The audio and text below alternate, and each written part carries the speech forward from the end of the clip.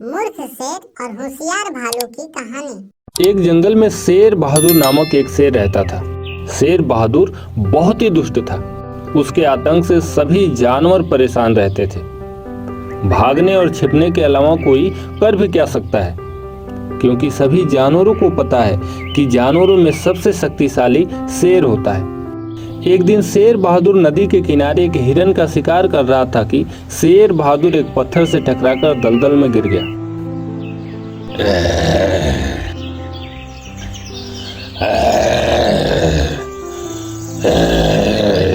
दलदल से बाहर निकलने के लिए बहुत ही प्रयास किया, परंतु असफल रहा।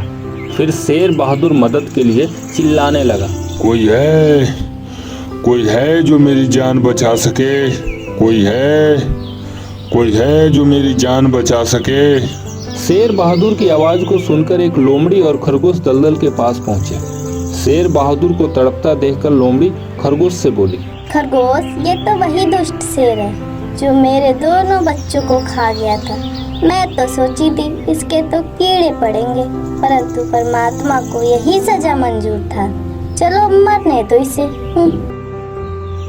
कुछ देर बाद एक बकरी और हिरन भी दलदल के पास पहुंचे।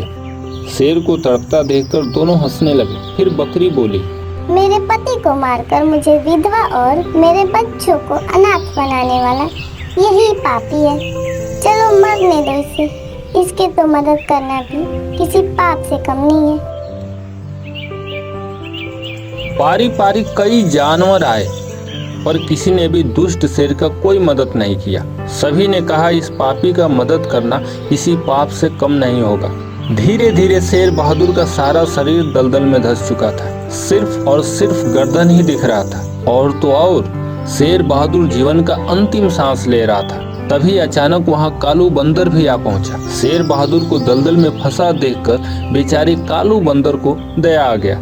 बंदर ने बोला, आप घबराइए मत शेर बहादुर, परमात्मा ने चाहा तो आपको कुछ नहीं होगा, परंतु पहले वादा कीजिए बाहर निकालने के बाद कहीं कोई हानि तो नहीं पहुंचाएंगे। क्या कह रहे हो बंदर भाई? समय ने मुझे सबक सिखा दिया। अगर मैं दुष्ट प्रवृत्ति का नहीं होता तो मदद करने के बजाय सैकड़ों जानवर मुझे बद्दुआ देकर नहीं जाते।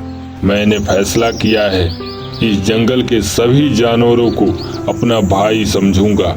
एक परिवार की तरह खुशी से मिलजुल कर जीवन यापन करूंगा। मरता क्या न करता। अपने मीठी मीठी बातों में शेर ने कालू बंदर को फंसा दिया। शेर की बातें सुनकर कालू बंदर भी खूब खुश हुआ और शेर बहादुर को दलदल से निकालने के लिए तरकीब सोचने लगा। थोड़ी ही देर बाद बंदर ने एक बड़ा सा डंडा लेकर आया। डंडे का एक सिरा खुद पकड़ा तथा दूसरा सिरा शेर बहादुर के पास फेंक कर बोला, डंडे को अपने दांत से पकड़ लीजिए, मैं खींचता हूँ। शेर बहादुर ने डंडे को अपने दांत से कस के पकड़ लिया और कालू बंदर खींचने लगा। अथक परिश्रम के बाद शेर बहादुर दलदल से बाहर निकल गया। कालू बंदर बहुत ही खुश हुआ, परंतु शेर स्वभाव बस अपनी दुष्टता पर उतारू हो गया। शेर ने बोला, बंदर, तुम इस जंगल का एक नागरिक हो और मैं एक राजा हूँ। नागरिक होने का धर्म तो तुमने निभाया, परंतु एक धर्म अभी बाकी है। कैसा धर्म महाराज? मैं भूखा हूँ, 4 दिनों से कुछ भी नहीं खाया। आज तुम्हें खाकर अपना पेट पूजा करूँगा। मैंने आपका जान बचाया है, इसके बदले मौत? ये नाइंसाफी है महाराज। मैं पंचायत करूँगा। पंच में परमात्मा का वास होता है। पंच ही उचित बेउचित का फैसला करेंगे। कालू बंदर ने शेर बहादुर को पंचों के पास ले गया। पंचों में हाथी, घोड़ा, ऊंट, जिराफ तथा भालू मामा भी सम्मिलित थे। कालू बंदर ने पंचों से सारी बातें बताई। फिर हाथी बोली, शेर बहादुर भूखे हैं, भूख मिटाना ही धर्म है। हाँ हाँ, शेर बहादुर भूखे हैं और भूख मिटाना ही धर्म है। सभी ने यही कहा कि शेर बहादुर भूखे हैं और भूख मिटाना ही धर्म है, क्योंकि सबको इस बात का डर था कि अगर शेर बहादुर को गुस्सा आ गया तो कोई भी नहीं बचेगा। अंत में भालू मामा ने होशियारी से बोला, हमें तो यकीन ही नहीं हो रहा है कि इतना भारी शेर और इतना हल्का बंदर एक दलदल से कैसे निकाल दिया। ये कैसे संभव हो सकता है? दोनों चलो उसी दलदल के पास, हमारे सामने निकाल कर दिखाओ, तभी फैसला करूंगा।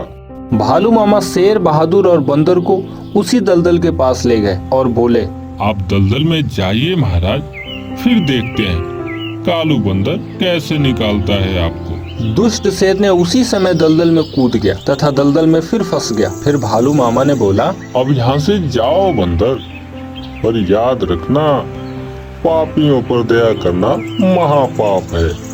तो बच्चों, इस कहानी से हमने सीखा दुश्मनों पर कभी भी दया नहीं करनी चाहिए। और भी मजेदार वीडियो पाने के लिए हमारे चैनल को सब्सक्राइब करें तथा बेल आइकन को दबाना ना भूलें।